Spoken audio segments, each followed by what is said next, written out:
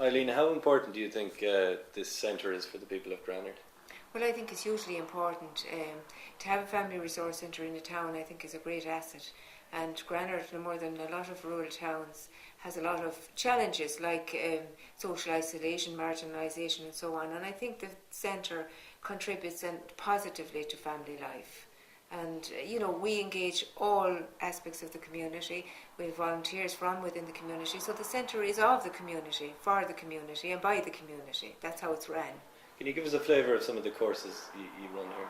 Well, we do a lot of work, really, Conor. We support a lot of groups. So we have 8 groups at the moment using the centre. We have our women's group, we have youth groups, we have art club, garden club, men's group, so on.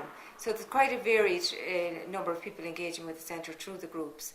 And also then we do run some training and upskilling courses. We do pre-employment work with people who are looking to get back into the workforce, which is quite difficult at the moment, but it does help their confidence, self-esteem, and give them tips on how to prepare CVs and stuff like that. We've also recently ran a front office reception skill course. So that prepares people for specific work in terms of administration and reception skills. We've also ran 2 first aid courses, so they're actually accredited first aid courses. So, there's quite a lot going on, really. We plan to do a horticultural training in the autumn now and a further pre-employment course. So we're quite busy. Yeah. Which courses have had the biggest uptake so far? Well, they're all been very positive, but I think, the first aid was hugely popular when it was put out there for applicants to apply. So that's hugely popular. But the sign language, I think, really was the one that took me by surprise completely. I was approached by people within the community would we consider doing sign language classes. And I thought, God, I don't know about that, because if we have 5 or 6 people interested, that'll be the maximum. But I said, sure, look, it's the community asking us, and that's what we want. So out of that, then we did a bit of research, we advertised the courses, and I couldn't believe the response we got.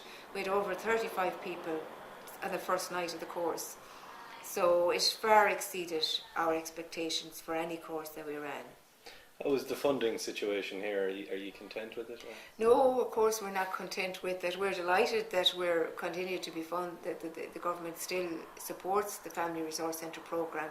Of course we're delighted with that, but we've had a 5% cut in our funding this year, and we'll have a further 5% each year for the next 2 years on a descending scale, which means that really we're going to be running extremely tight over the next 3 years. And for the amount of work that we're doing, that is a tough call. But we're prepared to battle on and make the best use of our resources, and I know our volunteers are fantastic, and hopefully, the positive work that we're doing will bring in extra funding, and maybe, the politicians themselves will see the value of these kind of family resource centres. For red, the colour, red. Oh yeah, Nicole, what inspired you to get into well, my cousin is deaf, and when I finished my Leaving Cert I didn't know what I wanted to do, so I saw this course and I decided, well, I'd just try it and see, I'd always be able to use it anyway with my cousin, so I decided I'd go for it, and that's what I did it. And would you find there are many deaf people here, or in children Longford. of deaf people in the courses that you teach? Yeah, but a lot of people now in my year would be, it's only a new course now. It was a diploma course for 10 years before this, and this is in its 2nd year in a degree.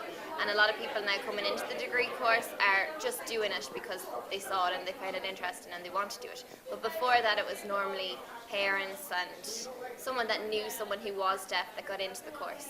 But it's all changing now. People are becoming a lot more aware of deaf issues and sign language and want to learn it.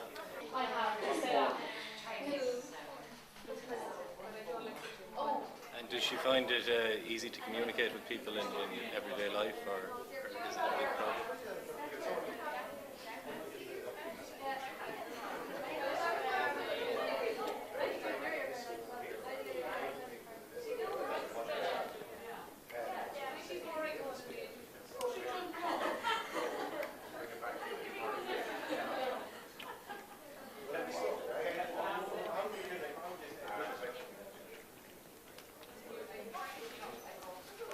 She said that in Dublin, she has a different life. She said she signs all the time with her friends, her deaf friends in the deaf community, and she said she finds that completely, really easy, and she loves that.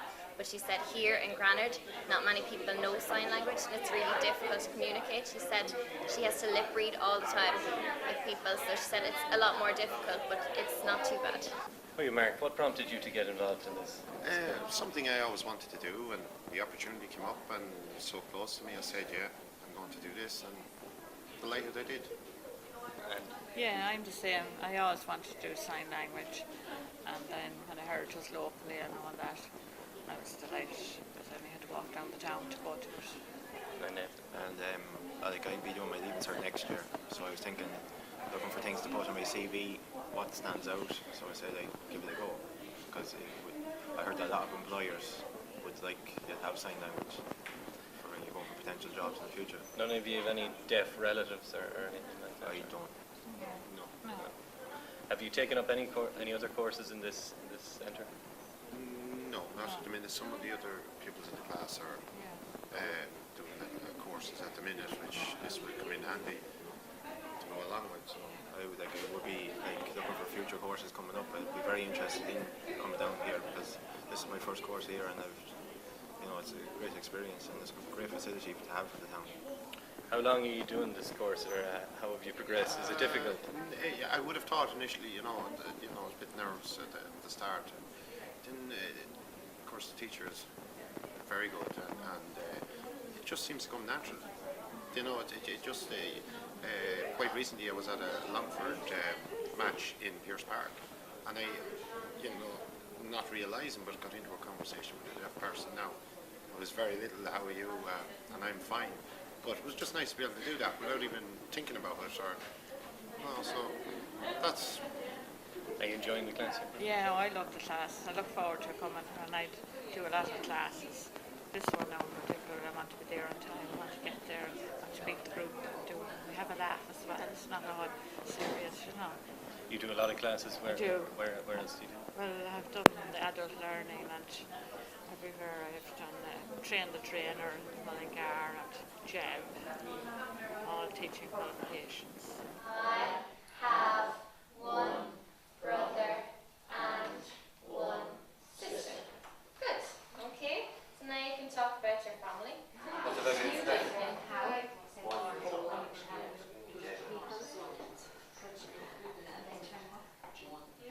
Oh, sorry.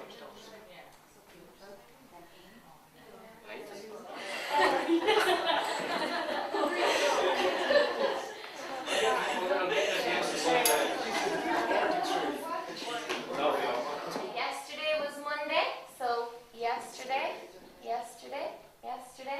Monday. Tomorrow is Wednesday. Tomorrow